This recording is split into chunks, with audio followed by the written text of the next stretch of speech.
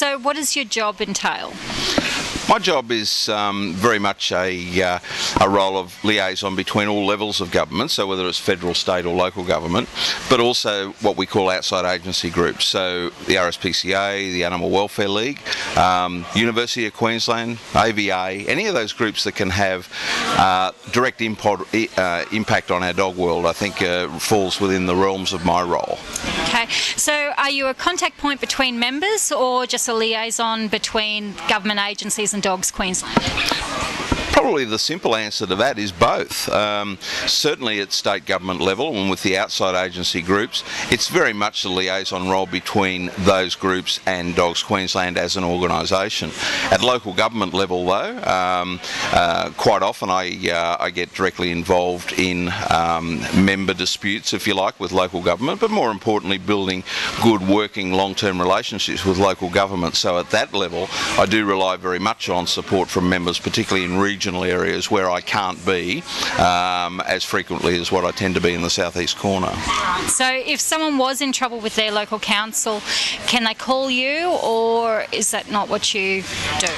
Yeah, it is to a degree, although I suppose we'd have to be careful about what you mean by trouble.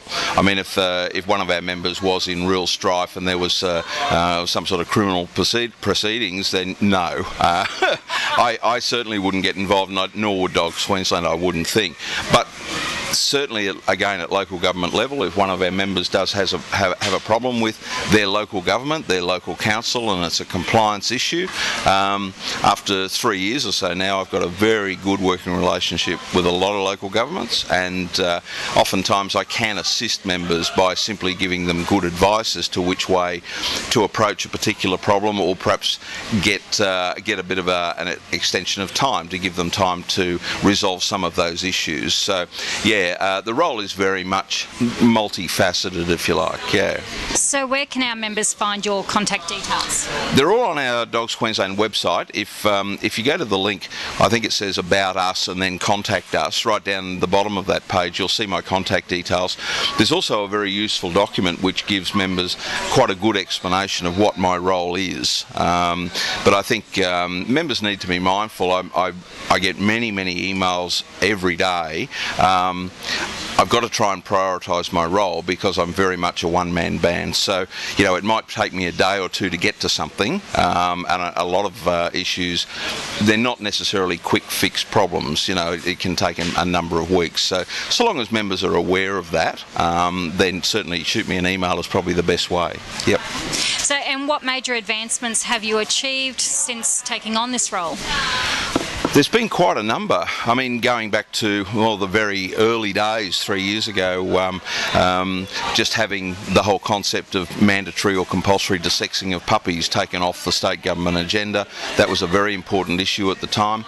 I think negotiating with the state government for changes to their Animal Management Act, particularly the age of microchipping.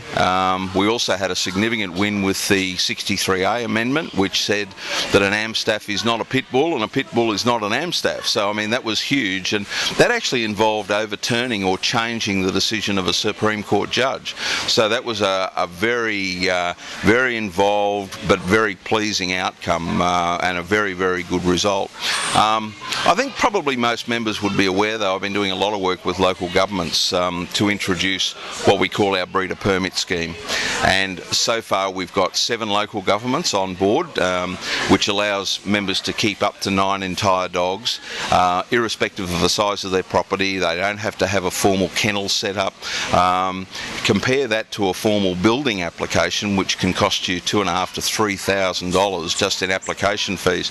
That's been fantastic, and it allows our members to keep the number of dogs that they do need to keep to continue their involvement in our dog world, and to breed a litter occasionally, and to keep a couple of oldies too. None of us like to get rid of the oldies, so you know, the breeder permit scheme has been a fantastic outcome, really good. We've got 4 more North and Central Queensland councils to sign off shortly, and then of course there's Brisbane City Council and Ipswich, who are 2 very large councils.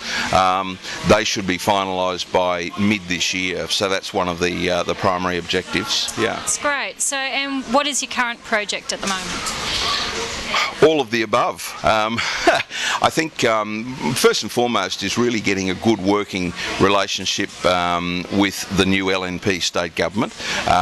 Because there was such a significant change, many of the people there will be new, so I really have to get to know them. They have to get to know us.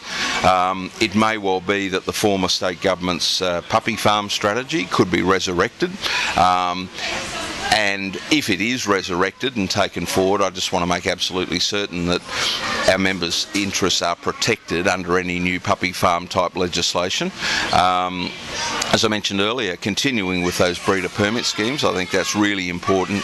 I'm meeting shortly with members of the Staffordshire Bull Terrier Club. We need to work out some strategies to help them better manage their breed. Their breed is in the media all the time for all the wrong reasons, and I think we can probably be a little smarter about how we manage that breed, or the public perception of that breed.